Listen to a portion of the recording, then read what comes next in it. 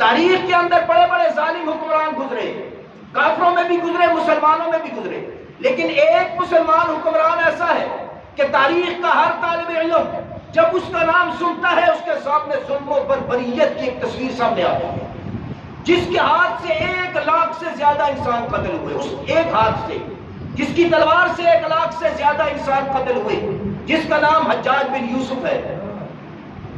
کیا نام ہے؟ ہم نے دیکھنا ہے کہ حجاج بن یوسف بڑا ظالم تھا یا میں اور آپ بڑے ظالم ہیں۔ اس کا نام آتا ہے اس کو ظالم بھی کہتے ہیں، اس کا نام آتا ہے اس کو جابر بھی کہتے ہیں، لیکن جب میں نے اپنی قوم کا اپنا چہرہ تاریخ کی نظر میں دیکھا، میں اس نتیجے پر پہنچا کہ ہم اس سے بڑے ظالم ہیں۔ میں غلط بھی ہو سکتا ہوں، صحیح بھی ہو سکتا ہوں، لیکن میں آپ کے سامنے جو دلیل رکھتا ہوں اس پر غور کریں۔ حجاج بن یوسف ایسا ظالم تھا کہ اس نے اپنے ہاتھ سے 1,00,000 انسانوں کا قتل کیا۔ ہم اور آج کا حکمران ایسا ظالم ہے کہ اس کے رویوں سے لوگ خود اپنی زندگیاں ختم کر رہے ہیں۔ سمجھ آئی بات؟ اس نے تو اپنے ہاتھ سے مارا۔ ہمارے رویے، ہمارے عملوں سے ہمارے اس ملک کا غریب خودکشی کرنے پر مجبور ہے۔ کیوں؟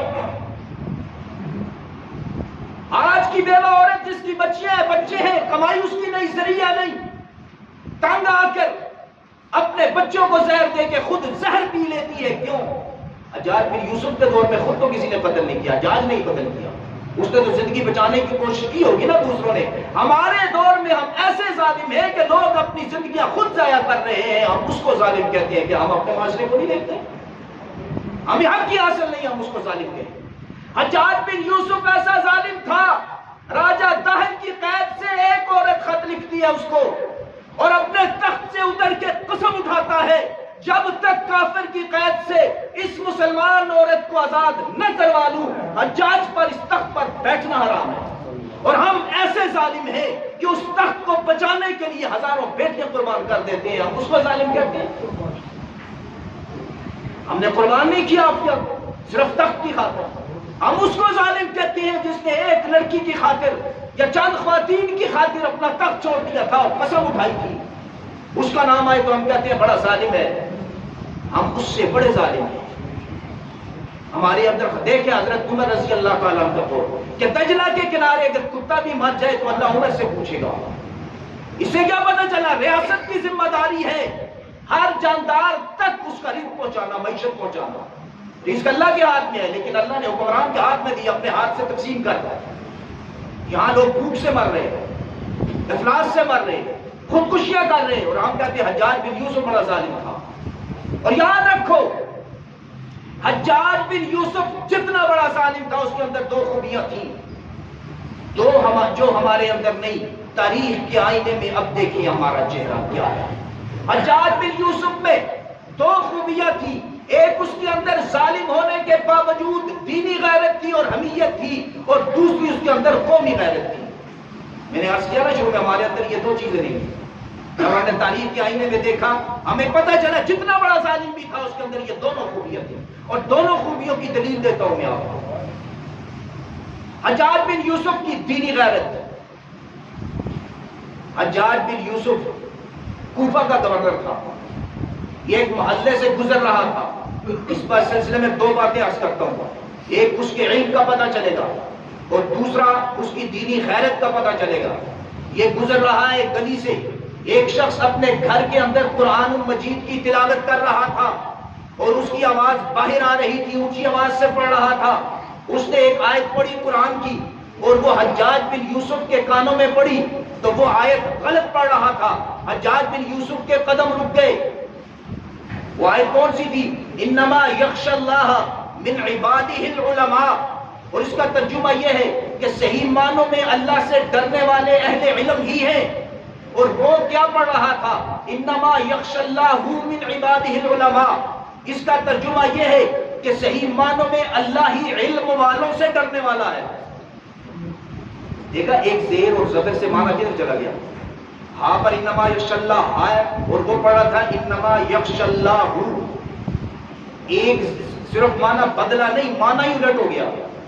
یہ تو کفر ہے کہ اللہ اہل علم سے ڈرتا ہے، کفر ہے نا یہ۔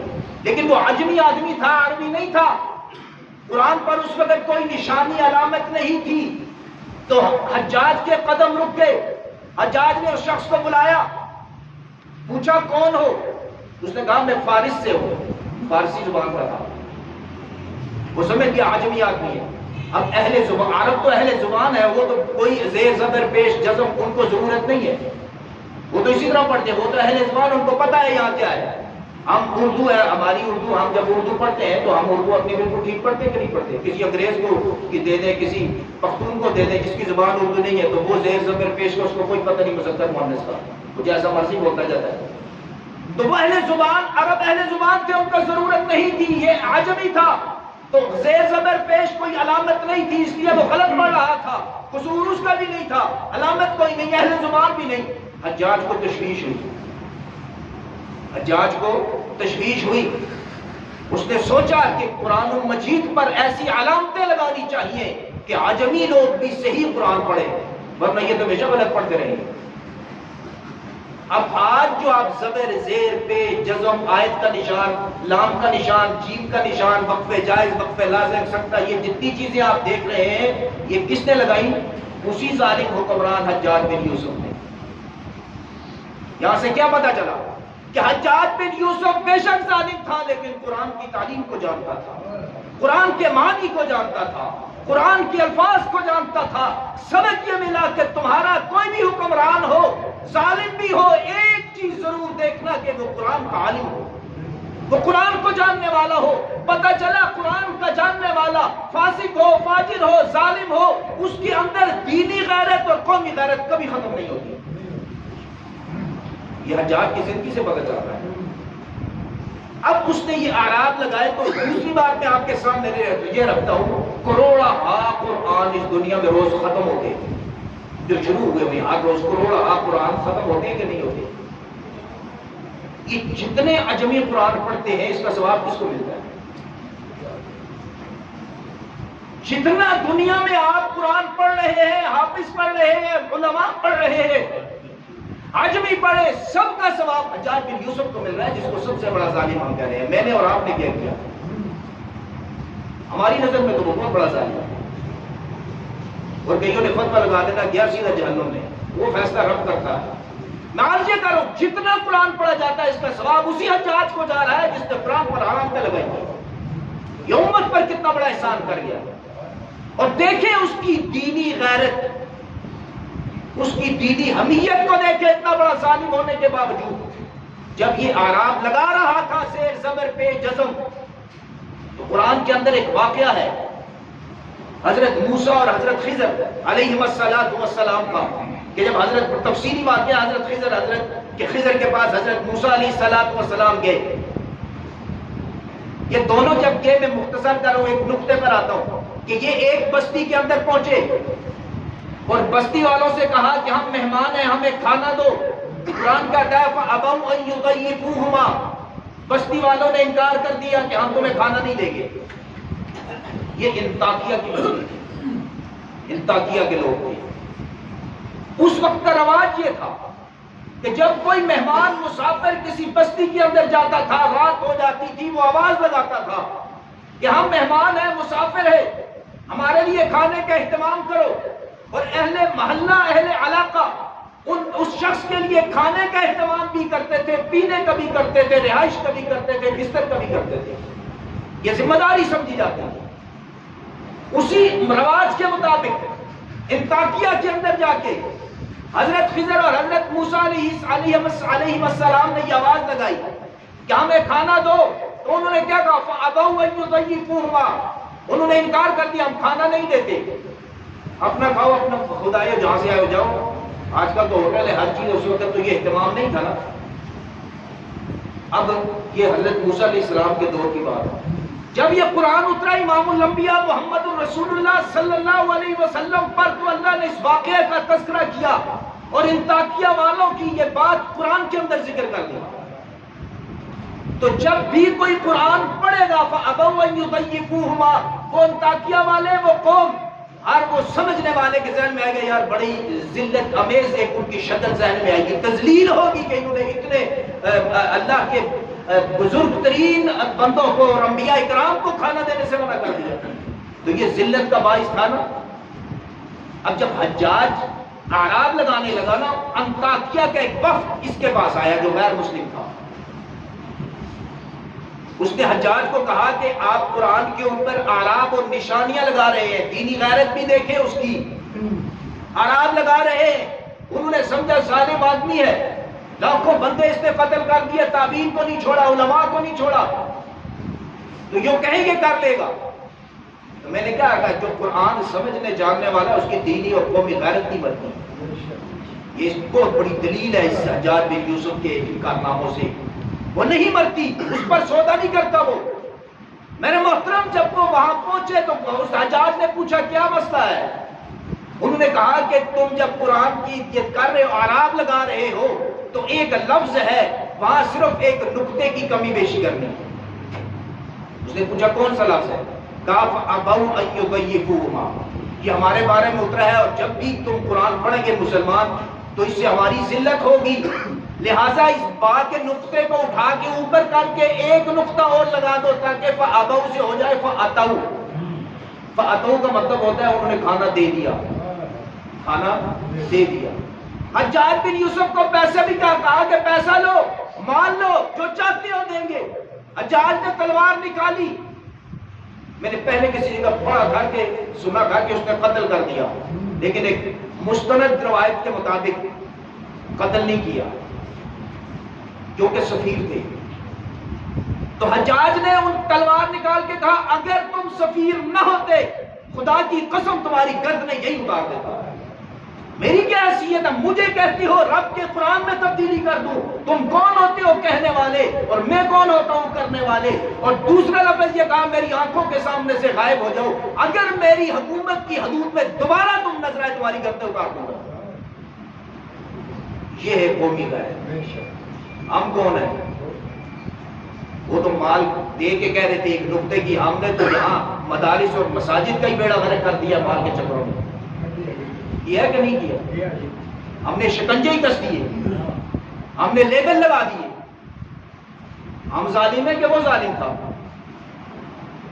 حجاج کا چہرہ دیکھیں نا، اس کی دینی غیرت بھی تو دیکھیں، اس کے اچھے اعمال کی بھی تو دیکھیں۔ جب میں غور کرتا ہوں ہمیں تو ایسی کوئی اعمال ہمارے اندر نظر ہی نہیں آتا، ہمیں تو صرف یہ نظر آتا صرف ظالم ہی ظالم ہے، اچھائی ہم میں کوئی نہیں، غیرت ہم میں کوئی نہیں۔ یہ تھی اس کی دینی غیرت، اور پھر دیکھیں اس کی قومی غیرت، ملی غیرت۔ راجہ طاہر سندھ کا جو حکمران تھا کافر، چند خواتین کو، چند بچی مسلمان خوبصورت بچیوں کو اس نے قید کیا، یہ بدبخت آدمی تھا، اور وہ کہاں تھا؟ کوفہ کے اندر۔ کہاں سندھ، کہاں کوفہ؟ مسلمان بچیوں کو قید کر لیا، اور ان میں سے ایک بچی نے خط لکھا۔ اس خط کی تحریر کا مفہوم یہ تھا کہ ہم کافر کی قید میں ہیں، ہم ایک کافر کی قید میں ہیں، ہمیں آزاد کرواؤ۔ یہ خط لکھ کے اس نے اس بادشاہ کی، اس راجے کی ملازمہ کو دیا۔ یہ ملازمہ مسلمان نہیں تھی، لیکن راجہ طاہر کے ظلم و بربریت کا شکار تھی اور مخالف تھی۔ اس نے وہ خط لیا اور ساحل پر گئی، ایک بحری جہاز کے حوالے وہ خط کر دیا۔ اس بحری جہاز کے حوالے سے وہ خط کوفہ پہنچا، کوفہ سے وہ خط حجاج کے پاس پہنچا، اور ایک روایت میں آتا ہے، تاریخی روایت میں، حجاج اپنے تخت پر بیٹھا ہوا تھا، جس کو ہم تاریخ کا سب سے بڑا ظالم کہتے ہیں۔ یہ اپنے تخت پر بیٹھا ہوا تھا، اور اس کے سامنے جب اس بچی کا حکم آیا جس نے لکھا تھا میں راجہ طاہر کافر کی قید میں ہوں، مسلمان ہوں، مجھے آزاد کرواؤ، کہ حجاج اس تخت سے نیچے اترا اور غصے سے اس کے منہ سے جھاگ بہ رہی تھی، اور محمد بن قاسم اپنے 17 سالہ بھتیجے کو بلا کر یہ نصیحت کی اس وقت تک واپس مت آنا جب تک راجہ طاہر کی سلطنت کی اینٹ سے اینٹ نہ بجا دو۔ ہم بچے لوگوں کے مرواتے ہیں، اس نے اپنا بھیجا تھا، ہم لوگوں کے مرواتے ہیں عقل کے ناخن لیں۔ ان لوگوں کو پیچھے جائیں جن میں قومی اور ملی غیرت، دینی غیرت ہو، قرآن و سنت کا علم ہو۔ اب محمد بن قاسم جب آیا پیچھے سے پھر خط لکھا اس نے، قاصد بھیجا. یہ اس ظالم کی بات کر رہا ہوں جس کو تاریخ سفاک کہتی ہے. 1,00,000 انسان کا قاتل. وہ اپنے بھتیجے کو خط لکھتا ہے کہ میرے بیٹے یہ بات یاد رکھ، نماز میں کمی مت کرنا، ظلم بربریت مت کرنا، انصاف کو اپنے ہاتھ سے مت چھوڑنا، تیرا کام کوشش کرنا ہے، رب کا کام فتح دینا. حجاج بن یوسف کے الفاظ، یا اس کے اندر خیرت تھی، ایمانی کو خط لکھا نا. وہ آج کے مسلمان کی طرح نہیں تھا. اور پھر وہ محمد بن قاسم آیا، اس نے سندھ کو فتح کیا، راجہ طاہر کی سلطنت کو ٹکڑے کر دیا، اس کی اینٹ سے اینٹ بجا دی، خون کی ندیاں بہا دی، اور ان بچیوں کو آزاد کروا کے حجاج بن یوسف کے سامنے پیش کیا. آج ایک پھر امت مسلمہ کی بیٹی کفر کی قید کے اندر ہے. عافیہ صدیقی 20 سال سے قید کے اندر ہے. وہ کوئی جاہل عورت نہیں، گولڈ میڈلسٹ ہے. میں نے یہ بھی سنا شاید حافظ قرآن ہے. اس کے پاس دینی تعلیم بھی ہے، دنیاوی تعلیم بھی ہے، اس کے پاس تاریخ کی تعلیم بھی ہے، اور اس تاریخ کو وہ جانتی بھی ہے. حجاج بن یوسف کو بھی جانتی ہے، تاریخ کے اندر اپنا چہرہ بھی دیکھتی ہے. اس لیے اس نے اپنی بہن کو سوال کیا، پاکستان پر قبضہ ہو گیا ہے، کیا دنیا میں مسلمان نہیں رہے؟ آج اس کے سر پر بال نوچ لیے گئے، دانت توڑ دیے گئے، یہاں تک کہ اس کے کانوں کی سماعت ختم ہو چکی، اور ہمارے کانوں پر جوں تک نہیں ریگ کی. ہم ہیں مسلمان، ہم ظالم ہیں، یہ حجاج ظالم تھا. یا اللہ ہمیں معاف فرما. اب ہم کیا کر سکتے ہیں؟ سوال اگلا یہ، ہم کیا کر سکتے ہیں؟ ہم نہ امریکہ جا سکتے ہیں، جنگ کر سکتے ہیں. ہم کیا کر سکتے ہیں؟ ہم صرف روزانہ 2 رکعت نماز نفل پڑھ کے اپنے رب کے سامنے دعا کر سکتے ہیں. یہ تو کر سکتے ہیں کہ نہیں کر سکتے؟ کوشش کریں، 2 رکعت نماز نفل پڑھ کے اس عافیہ کے لیے دعا کریں. یہ اتنا ہو جائے گا کہ کل قیامت کے دن اگر امام الانبیاء کے سامنے شکایت لگ گئی اور پوچھا گیا تم نے کیوں کیا، ہم یہ کہہ سکتے ہیں یا رسول اللہ ہمارے پاس میں کچھ نہیں تھا، ہم نے اپنے رب کی عبادت کر کے اس کے لیے دعا کی. اتنا عذر ہمارے پاس ہونا چاہیے میرے محترم. اور یہ بھی یاد رکھیں، حجاج وہ شخص تھا کہ جب اس کو غصہ آیا